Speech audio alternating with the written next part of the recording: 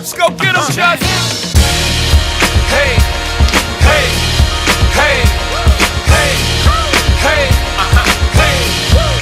Hello, hello, hello, Young America. How are you guys doing this Monday? I hope that everybody got a chance to enjoy some America this past weekend, as we all got a chance to celebrate and relax on the 4th of July. So I know that it was very nice for me. I got to see some fireworks and hang out with friends, and so I'm really hoping that you got to do the same and that you're ready for this new Monday. I know it's always so exciting to be back at work. Well, my name is Jasmine Jones, and I am here to present to you the weekly address to Young Americans. This show is sponsored by an organization called YOU, which stands for Young, Organized, and United. All right, so today this show is focused for all my people who think it's time to take their job to the next level. Yep, that means a promotion. I know a lot of us get to a point in our career where we're like, hey, I'm seeing myself do a little bit more work in the office, or I'm positioning myself to get to that next step. But how do you know when it's the right time? And that's what today's topic is about. How do you know when it's the right time, or how long to wait for a promotion? So we're going to talk about some of the factors that would contribute to knowing when it's the right time. But let's get very clear about the definition of what it means to be ready for a promotion. So there are two things that have to happen in order for you to know. There has to be an increased set of responsibilities that you're working on that shows that you're really growing and moving forward to being a stronger player on the team. And the second thing is that the complexity of the assignments have to be a little bit more, so that people can see that you are definitely growing as well and learning more and being able to contribute more. So for example, if you're an assistant, right, you may start off with just managing and scheduling your boss and managing information and gathering for them and all of those great things. But if you had to say, hey, this is time for the next level, you should be doing things like coordinating major projects that last over a long time. Yes, that constitutes an increased level of responsibility and more complexity of the assignment that requires you to use more of your skill set. So that's where I want to start with what it means to begin to be ready for a promotion and feel like you're ready. So today we're going to talk about some factors that you have to consider when it's time for you to move forward and get things rolling. So the very first one, we'll go ahead and jump into it, is timing. Know when the timing is right for your promotion. So this is very hard for a lot of people, but you've got to be on time when it's time to request this position change. Certain things can affect your ability to get a promotion. When there's the budget's being made, or when the office is reorganizing, or when there's new work that's being brought into the company. All of these things can constitute an effect on you being able to get a promotion, or it could constitute an opportunity for you to get one. So when you are thinking about, is it time for me, think about the timing and think about whatever new opportunity is coming your way. How can you position yourself to be ready to sell yourself to get it? I say one of the best ways to do it, because it's hard to get inside intel, is stay close with someone in HR. They always know what's going on, because they A, have to post the position, and B, they usually are talking to the people who are creating the positions.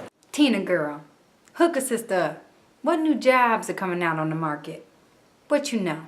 So having someone in HR is great, but if that's not as easy for you, if you have a close relationship with the boss or someone who's a little bit higher level, then always ask, is there anything new coming to the office, or, what are some new projects that the company is thinking about? Go at that angle, and then from there, make a judgment. Hey, I'm ready to move forward in my career, and I would love to position myself to be ready for that opportunity when it comes. So that's the first thing, timing.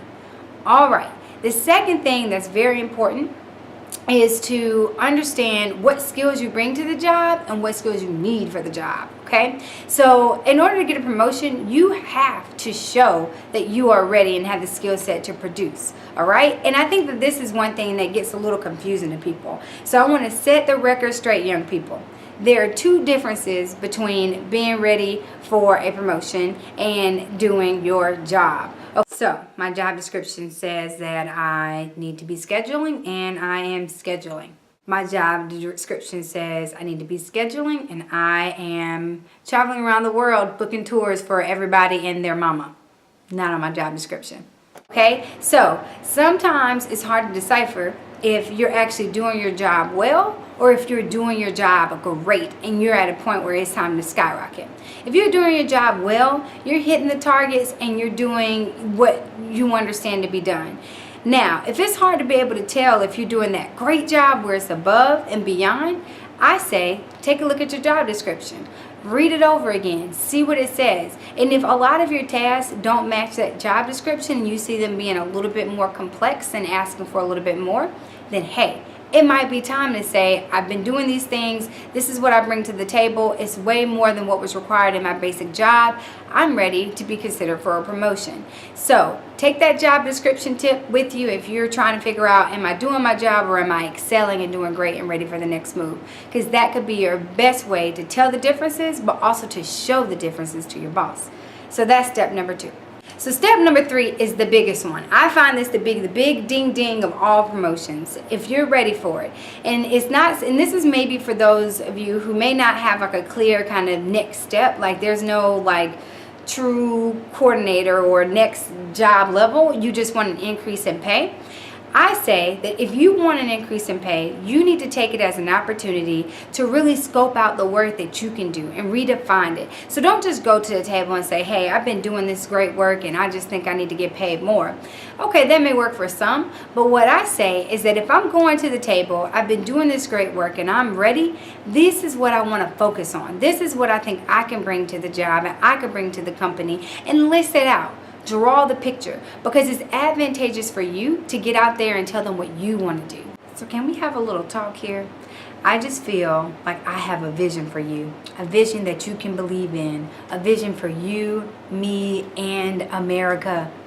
Give them what you want, but it needs to fit into the scope of the work that you're already doing, but you're enhancing it and take it to the next level. So don't just go to the table empty-handed. Give them some story. Give them something that they can really build upon. Give them a vision for yourself so that they can buy into it and want to invest in it. So hopefully some of these tips are helpful to some people out there who are ready to move forward in their next level of their career. And I just hope for the best for you. And if, just take your time, it'll come to you. But please be sure to take some of these tips home. Thanks so much, and I'll see you next week. Show me what you got.